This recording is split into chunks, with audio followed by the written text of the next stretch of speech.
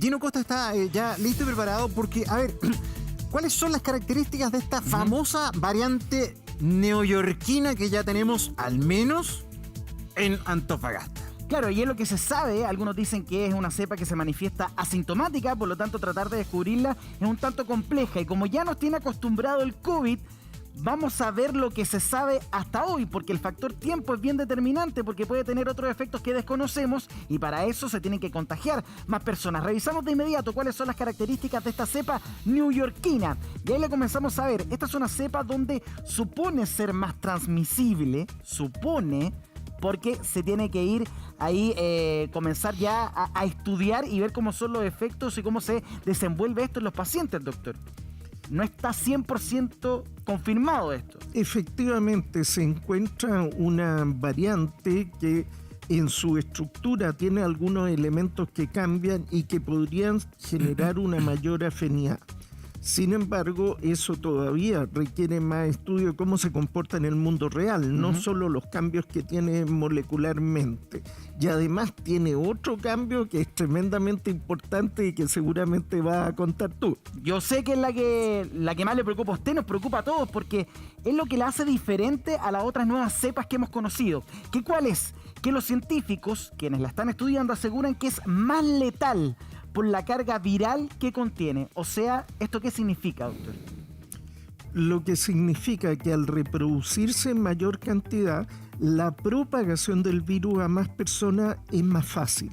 Segundo, al contagiarse más personas, una parte de ellos que se agrava, solo una parte, como son muchos más, esto podría redundar cuando se sume al final del día que más gente fue grave y más gente desgraciadamente fallece. Pero solo porque se contagia más, solo porque ataca más gente. ¿Esto significa que los síntomas serían más graves? ¿Uno se siente mucho peor que con lo que ya hemos conocido? No necesariamente, puede aparecer forma con muy pocos síntomas o oligosintomática, muy pocos síntomas, pero curiosamente el hecho de que sea poco sintomático, hay un estudio muy interesante con 37 pacientes sin síntomas y 37 pacientes con síntomas, y adivinen quién propaga más los virus. Los con menos, no me digas. Los con menos síntomas. Sí. Y durante más tiempo. Pero la carga viral es más baja, pues, entonces, es más ¿cómo? alta, medido durante más tiempo, siguen Insólito. repartiendo virus. Oye, el Qué bicho raro, es no desgraciado. entiendo El nada. bicho es muy desgraciado, francamente. O sea, tiene... todos estos cachos que tiene son malas noticias y tiene todas las capacidades de poner complicación día a día. Y todo lo que se estudia, todo lo que se trata de investigar a nivel internacional, porque convengamos que la ciencia, como nunca, ha puesto todo el conocimiento en conjunto. La pelota aquí no es de nadie, pero nos vive poniendo en jaque. O sea, cuando ya pensamos que ahora sí que sí, no, otra, toma, ahí está. Exacto, y pareciera que parte de los síntomas en el fondo son el reflejo de la respuesta inmune de nuestro cuerpo contra el virus. Aquellos que no hacen síntomas no solo es porque tuvieron pocos virus, puede ser que su respuesta inmune es más lenta, o no lenta, sino más débil, y eso hace que los virus se sigan reproduciendo y contagian a más gente. Ojo, no tener síntomas no significa que uno no sea contagioso, e incluso se puede ser contagioso por más días, medido en laboratorio. Oiga, doctor, me preocupa harto lo que usted dice, porque dice es más letal, no porque usted se vaya a sentir más mal, sino por la cantidad de gente que se contagia. Entonces, cuando tiene ese nivel de masificación, la pregunta que todos nos hacemos, creíamos que si nos vacunábamos con 2 dosis, estábamos protegidos. Hoy día no se puede garantizar, quizás nos sirve la vacuna contra esta cepa. No, la verdad es que las vacunas están siendo muy efectivas y tenemos muy buenas noticias del Reino Unido, de Israel. Se están viendo algunos resultados en algunos lugares de Estados Unidos, en fin.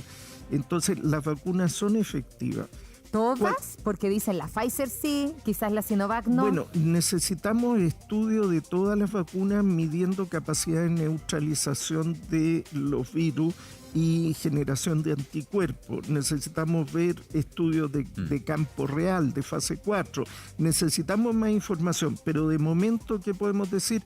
Las vacunas son eficientes, protegen, y tenemos preocupación que algunos virus son como elusivos, como que se esconden, como que no son bien neutralizados por los anticuerpos. Ahí es donde está todo el mundo mirando, porque ese podría ser un peligro. No es 100%, pero hay que estar atento a eso. Gino, ya vamos con la cepa brasilera, pero antes, doctor, una pregunta cortita. Cuando uno piensa en Nueva York y la cantidad de casos que hubo el año pasado, así como en Manaus, en Brasil, se podría haber creído que se iba a generar una inmunidad de rebaño, una inmunidad comunitaria, ¿verdad?, por la cantidad de casos.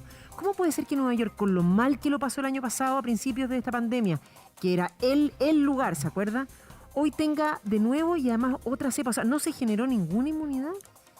Bueno, la verdad es que los mensajes que se dieron en un comienzo de la pandemia, tratando de bajarle el perfil a esta epidemia y diciendo contagiémonos y adquiramos inmunidad de rebaño. Recordemos 2 países, el Reino Unido y Suecia.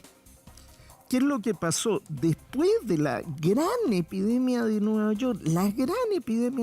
York, el porcentaje de gente que tenía anticuerpos, la verdad es que era bajito.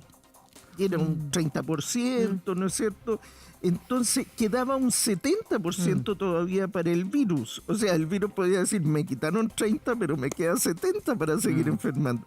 Y eso mismo se ha reproducido, 20% de inmunidad en el norte de Italia, cifras que realmente una epidemia devastadora consigue un 40%. Y uno dice, pero ¿cómo murió tanta gente? Colapsaron los hospitales de la primera potencia del mundo, con todos los hospitales universitarios del Gran Nueva York. Y resulta que más de la mitad de la población seguía siendo susceptible todavía. Y seguimos conociendo, doctor, más con respecto a las cepas. Por eso es importante ver cómo esto va evolucionando pasando los días. Ya revisamos lo que pasaba con la cepa de Nueva York. Vamos ahora con la brasileña, que la conocemos más, que ya se instaló en nuestro país y que acá tiene sus características. Probabilidad de reinfección es de un 25% a un 60%.